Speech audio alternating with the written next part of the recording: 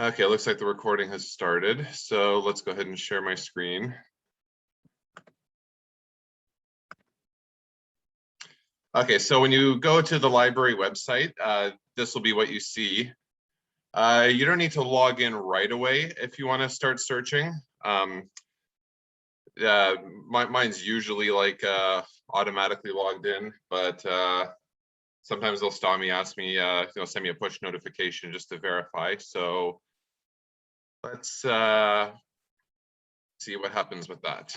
So I thought it would be a good idea to pick a reading that I've been assigned for one of my seminars here, and go right ahead and just search for that on here. So you just want to go to this search box, and in this case, just control search, but you don't really need all that information. A lot of the time, you kind of just need the author's name, which is here, Jill Lepore.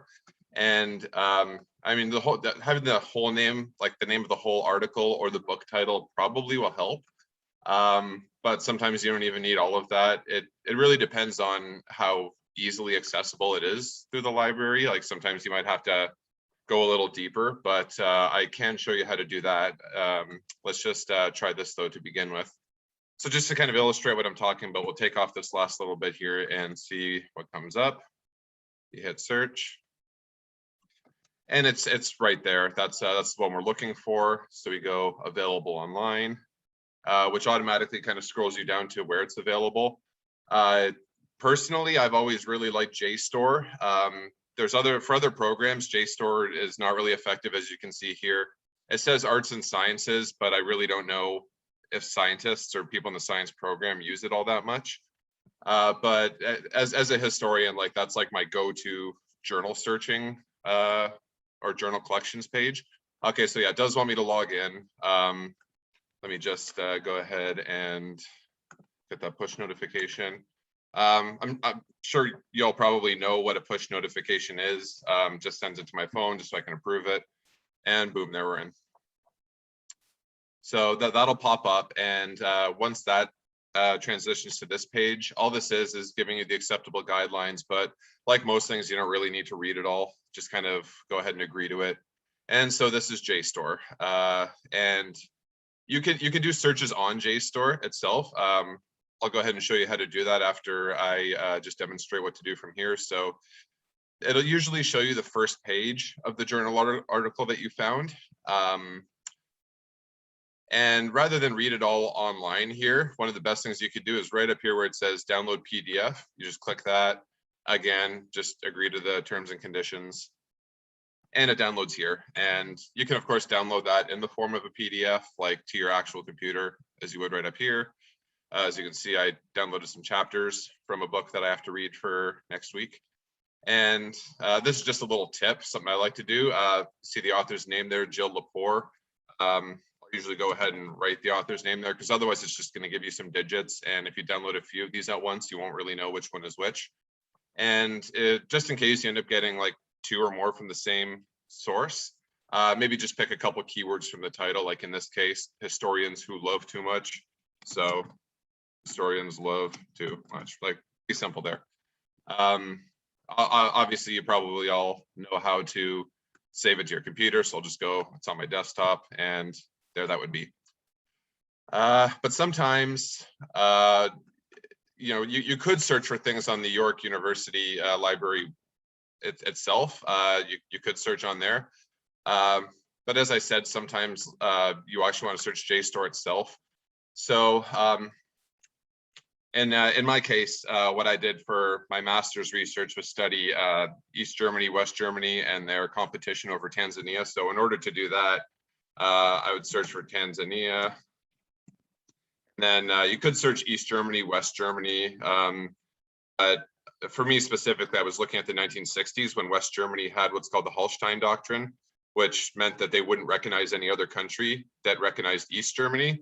And since West Germany had money to give out to other countries, that was a considerable threat. So I'd put in Holstein Doctrine. And since that was West German, maybe just for good measure, I'll balance it out, East Germany. And right up here, you can see, I mean, annexation of Crimea, that has really nothing to do with it. Under development and nationalization, that might be a little more up my alley. Giving civil society democratic action. So I'm not really seeing much that's coming up for Hallstein doctrine. So in this case, I might have gone a little too far with it. So go ahead and just take out East Germany. We still have 80 results. A lot of the same ones are coming up here. This one happens to be in German, so that, you know, if you don't read the language, it doesn't help much. So with that in mind, you can refine your search a little bit. Come over here, and I thought you would be able to find the language on the side here. Maybe let's go, if you go advanced search here, it might give you that option.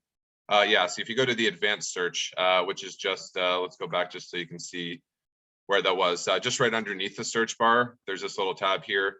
So you just go advanced search.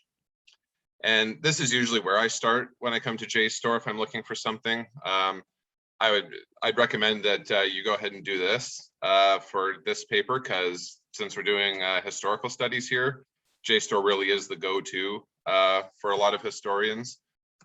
So right here, you know, just you put in a keyword, like in our case, let's say, I don't know, I don't want to, like, you know, spoon feed you too many ideas here, but let's say Hurricane Katrina.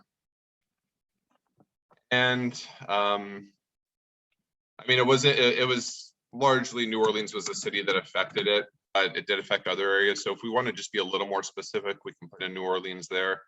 And although you're not likely to get too many non-English sources for this one, let's just specify anyway.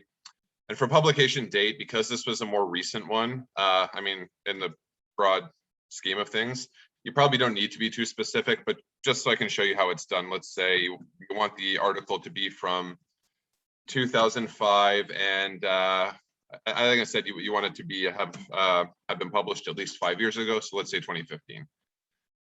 And this is just an example of kind of the stuff that you can do to narrow down your search. There are a few other things on there, but for your purposes here, this will probably do the trick, those kind of things. So, okay, yeah, as you can see here, we got quite a lot of results, close to 5,000. And one thing that's helpful to look at here as you're searching for them is it will always give you kind of the citation. Which is important when you're inputting the information into, let's say if you're using like the citation generator. But more importantly, if time is not exactly on your side, then you can see here, it's only 9 pages. So that's a pretty manageable read. Sometimes you get some that are like 30, 40. I'd recommend kind of just for like a first essay steering away from those, maybe search for those for later essays that we're going to do in this course, but for the meantime, just a shorter article like this is probably exactly the kind that you want to look for. Like this one here is 28 pages. I mean, if you find that's valuable to you, by all means, go ahead and use it. But just for the sake of it's your first university history essay, my recommendation is just to keep it simple. So you can see geographical reflections on the New Orleans in the post-Hurricane Katrina era. On the face of it, you might not think that's all that valuable for you, but geographical reflections on the New Orleans. So it sounds to me like that's going to tell us how New Orleans, or maybe the Louisiana state government, but how they've reconstructed and attempted to maybe mitigate future problems. So it might be worth taking a peek at that one. It is 17 pages, so that's not too bad. And of course, you can always just do like a control, like a search, like Control F or whatever it is, just to search for keywords in there. Returning to New Orleans after Hurricane Katrina, the effects of Hurricane Katrina on the New Orleans economy. But keep in mind that for this essay, you're going to look for how we construct or arrange our vulnerability to disaster. So as you're searching for sources, maybe look for something like that. And just to go back to this one, reflections on the New Orleans, that probably would tell you a little bit about what made it so vulnerable before, because they'd have a hard time telling you how they've changed it for the better without telling you what was wrong before. So that's a good thing to look out for. So that's how you could search on JSTOR. But if you want to sort of cast a broader net, we'll just go to new search here. And if you do that, it takes you here. It's essentially the same as when we first opened it up. So let's do the same thing here. Hurricane Katrina, New Orleans. There's an advanced search feature here. I haven't really found that it's all that necessary to use. You probably will be able to do just fine on here. But let's take a quick peek just so we could say that we looked at that. So as you can see here, search filter. So any field that contains our keywords here. And again, you could look for the language. We'll just say any language because it's probably going to all be in English anyway. And getting into the date and month, that would be only if you're looking for something very specific. And in this case, we are just kind of looking for sources at this time. So let's go same as we did on the JSTOR website. And don't know how that P got in there. Let's just get rid of that and give it a search.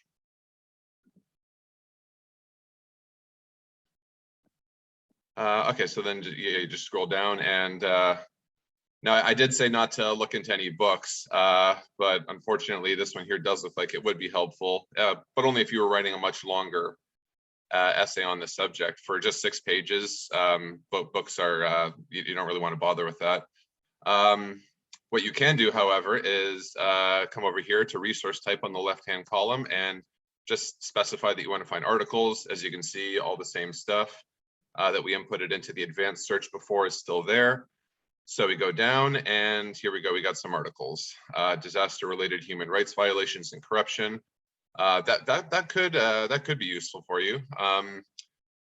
Looking like that, some quick math tells me that's 19 pages. So maybe a little on the heavier side, but again, a quick, control F, search for keywords in there that could help you. Definitely, like maybe vulnerability, for example, would be a good keyword to search for when you open these articles. Let's see, sorry, the long-term recovery of New Orleans' population after Hurricane Katrina. That could be useful, but I'm going to keep scrolling. Oh, cities at risk. Here we go. See, that's exactly that's a great one right here. So let's actually go ahead and try to open that one. And again, let's just go back for a second here because whoops, a little too far. So if you go ahead and click where it says available online, it will take you immediately to the list of sources, but let's just go ahead and click the title there. So it takes you just to the top. So you just scroll down a little bit and it's view online, which is where it would have taken you if you had clicked available online. So Sage here is another big database that you'll find for history related stuff. And I'm not sure if there's a huge difference between using either one of these, but just kind of in my own experience, I think Scholars Portal Journals is, okay, maybe that's not so good after all. Let's just go back there, try this one. Okay, yeah, see, that's a lot better. Obviously, you probably all know that if you see something that says you're at risk, just go ahead and back out of that. But download PDF right over here. And once you log into the York University Library search, I'm pretty sure in almost all cases it should automatically log you in to any of these other databases. Like only the databases that York has access to will show up on the search for the most part. Sometimes though, like on rare occasions, you'll open one up and it says, oh, this is only available to people at these like 8 or 9 universities, and we don't happen to be one of them. So in that case, either look at a different database, or you may have to kind of cut your losses and look for a different source. But this one looks pretty good. If you look up at the top here, 16 pages. So that's manageable. That's really manageable. And what you have at the top here is what's called an abstract. Let's just zoom in a little bit here. So the impact of Hurricane Katrina on New Orleans revealed vulnerabilities caused by the interaction of the city's fragile physical environment, aging infrastructure, and declining economic and social structure. This is perfect. Now, it occurs to me I probably took this a little too far. I might have handed you a source here. I guess, if you want to do Hurricane Katrina as one of yours, feel free to go ahead and use it. We'll just call it that. Yeah. So those of you who want to do Hurricane Katrina, you have a source readily available here. But really, that's the kind of approach you want to take to this. Like that's exactly how you want to try to find your sources.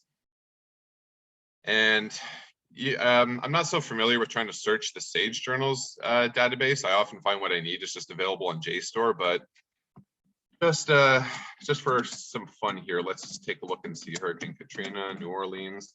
And I won't bother going to the advanced search here. Once you've seen one or two of them, you've pretty much seen them all. They're very easy to manage once you master one of them. The same one we were just looking at came right up here as the first. You can see there's 31 other articles available. But because of the way this essay is, because we've already found Hurricane Katrina and New Orleans, at this point, now that you found this one, you'd probably want to go ahead and search for others. I'm not going to go ahead and do that now. Now that I've shown you how to find this one, I think should be able to find others. If you're having trouble finding, like getting ideas on disasters, in that case, I would just say go on Google, search for natural disasters of all sorts. Maybe Google like famous tsunamis or destructive tsunamis, something of that sort. Find an example of one and then come back to JSTOR or Sage or the library and go ahead and search there. But that pretty much should cover how you can find sources here. Does anybody have any questions about that? No, not seeing any. Okay, good. Okay, so I just want to check that. So now that you've seen that, let's show you how to do Chicago style citations. So I'm going to leave these open because I may end up coming back to there just for the sake of an example. But because I just got this laptop, it doesn't have a lot of my favorite sites saved. So yeah, citationmachine.net. It used to be called, okay, yep, it still is. Son of Citation Machine right there. Yeah, it'll take you right there. There are easier ways to find this, but that's how I found it. Right up there is the address. It's pretty simple. So go ahead and write that down, I would say, because chances are you will be using this a lot, or at least one very similar to it. But this one has served me well. Like I found it back in high school, and I mean, keep in mind I graduated high school in 2007, so I have been using it a long time. It's very good. You might, for all I know, there's a better one out there that I just I haven't found.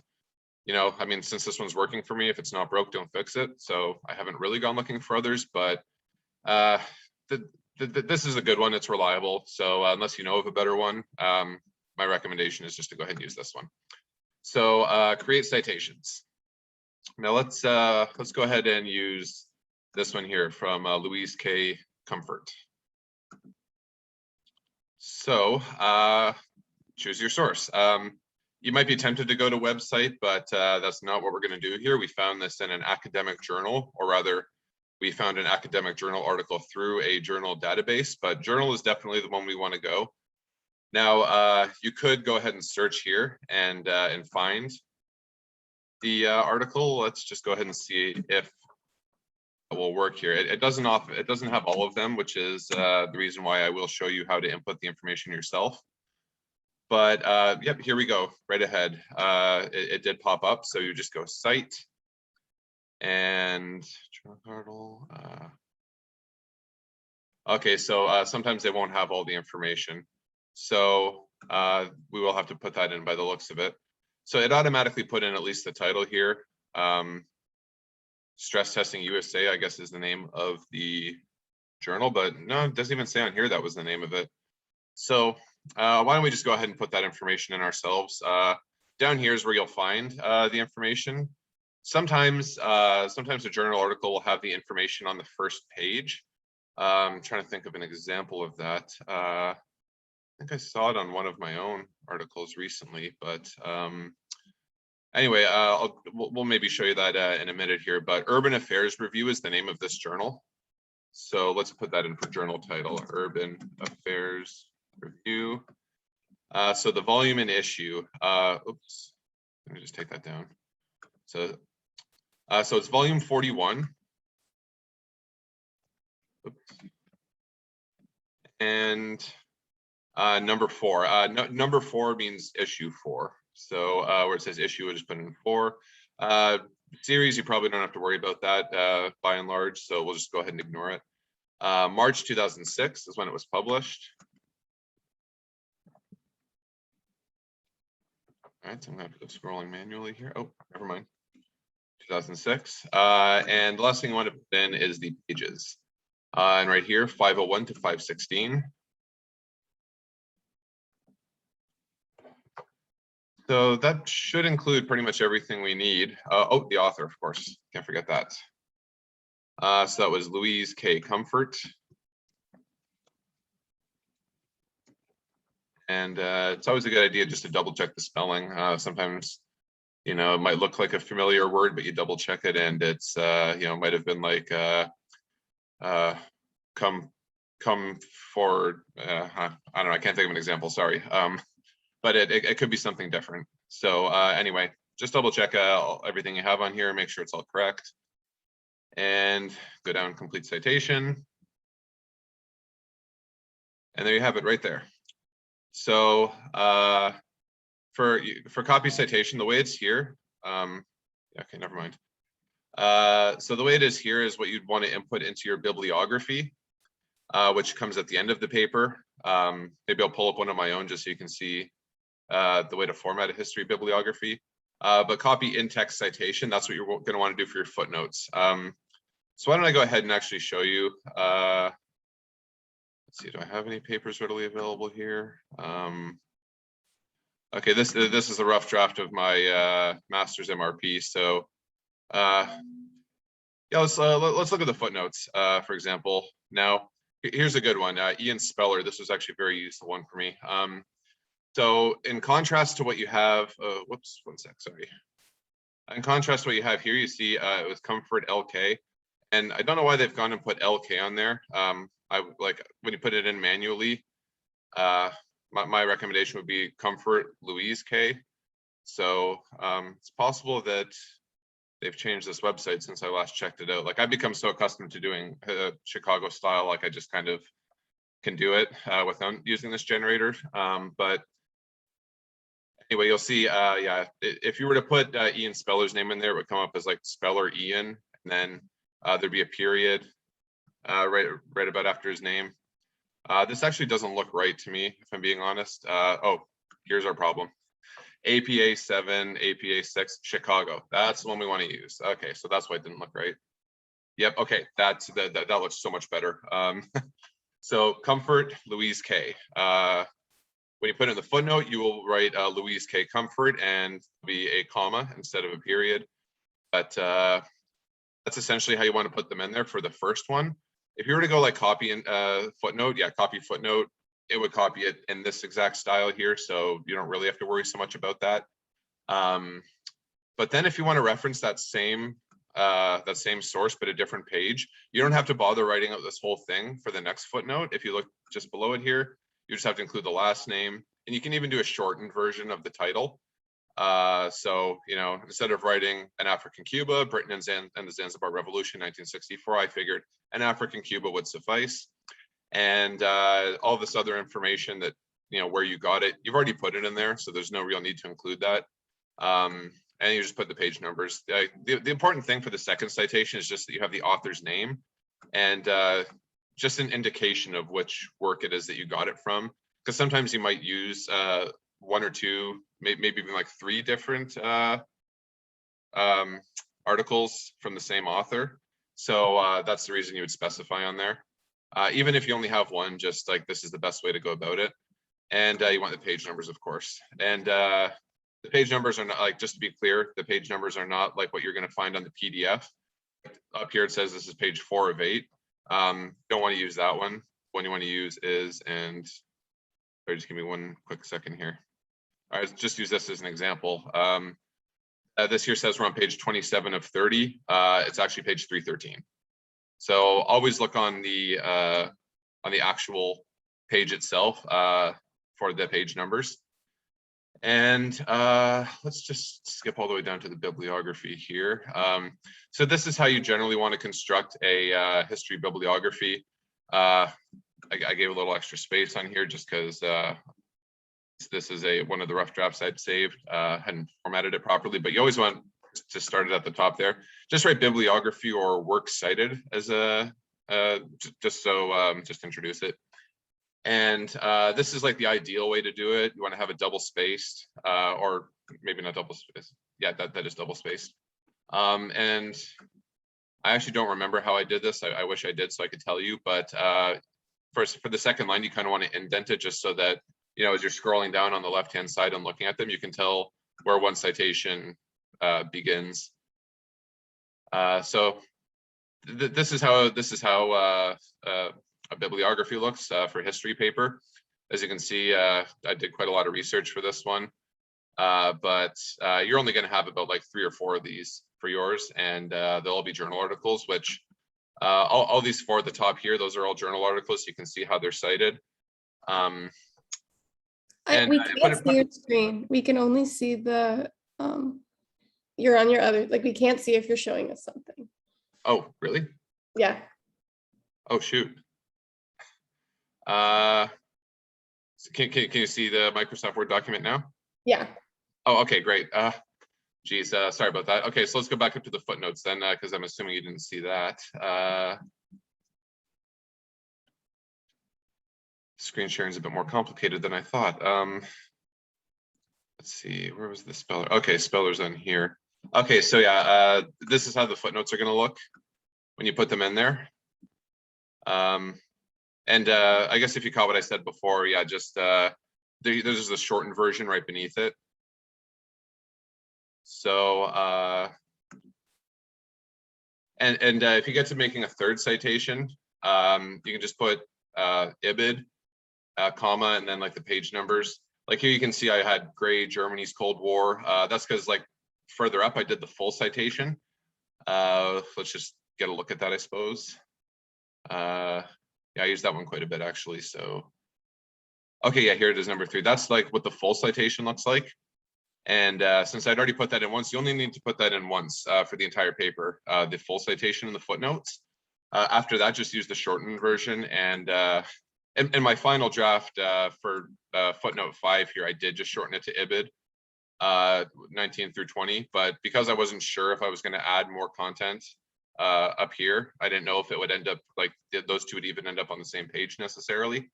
So just for that reason, for the rough draft, I put the complete shortened citation, but in the final draft, it like the 5th one would just say IBID 19 through 20, and whoever's reading it would know that it was Gray, Germany's Cold War that I was citing there. So let's go back down to the bibliography then. So as you can see, yeah, that's what the bibliography is going to look like. And you know, since you're just using journal articles, there's going to be no variation in like the style between journal articles. So once you made your first citation, you can kind of use that as a model for all the other ones. So let's just pretend for a minute that this one at the top here has something to do with a disaster. We'll go back and yeah, okay. So we're back here. So cities at risk, Louis K. Comfort. We put that one in below it. Let me just go back to it now. So that one would go in alphabetical order, of course, beneath it. But you'd see, okay, so I put last name, then first name. So Comfort, comma, Louise K. with a period. In quotes, you want to put the journal article, the title of the article, with a period, then end quote. And then in italics, you want to put the name of the journal. And you don't need to put volume 17. You can just put 17 after it. So it's like the Journal of Architecture 17. I guess you can think of it kind of like the way they do movies, you know, Back to the Future 1, Back to the Future 2, 3, and so forth. But each issue, you know, that usually signifies the year, like that's a yearly thing. So in 2012, the Journal of Architecture had their 17th volume. 2013, it would probably be the 18th volume and so forth. And then throughout the year, it was the third one published in that given year. But just for the sake of specificity, then in brackets, you'll put the month and the year that it was published in. Sometimes you don't even get the month. Sometimes it would just even say the year, because they might have only published one article, one issue that year. Sometimes it'll even just say like spring 2012. Just put in like the information that you have available essentially, and then colon, and for journal articles, you want to put like the page numbers from your first to your last page in the bibliography. It's for the in-text citations, like for the footnotes, that you would specify which page you found it on. But you know, in this article, for example, like there's every possibility that I might not have used anything before page 399. But just because you're citing like where the article is in the journal, you want to use like the page numbers as they appear in the journal for the entirety of the article. So I think that might be everything to do with Chicago style. I mean, if you're unclear about anything, you can always Google it. There are like a whole lot of handbooks available online for how to properly use Chicago style citations. And like there are things like, you know, just even for this paper, I had to go and search for how to properly cite. I forget what it was exactly, but it was like a speech that I'd found from, I think it was like a West German chancellor, and I had to cite it, and I had no idea how to actually write it out for a bibliography. So I did end up finding that like these handbooks are very comprehensive. So you should be able to find what you're looking for. But I mean, if you really run into some trouble and can't figure it out, as always, just, you know, fire me an email. I'll do my very best to help answer your questions, or, you know, if even I find myself stumped, I'll ask somebody who might be able to help out. So I guess at this point, does anybody have any questions about either library search or Chicago style citation?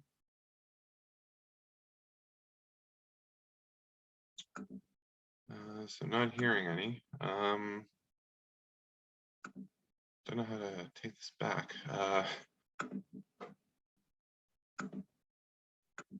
Okay.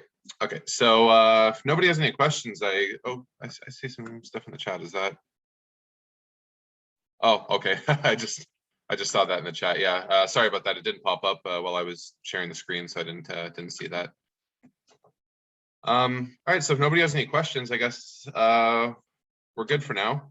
If you have, feel free to email me or come to class with any questions about this. I'm going to send the recording out too. So, you know, if there's something that that you might have missed, or, you know, you vaguely remember me saying something and you want to go looking for it, should be able to find that in the video. And if you saw my emails from yesterday, by Friday evening, I'm going to devise some discussion questions so that you can all come prepared for class. I was talking to a fellow TA, and he said that's what he's doing, and he found it was really helpful for stimulating the discussion. And since this is, I think, almost everybody's first tutorial, I figure it's probably a good idea to make it easier for you. I know some of you might be, you know, unsure about speaking up in front of the whole class or anything. So I figure if I give you some time to prepare, you might be a little more confident.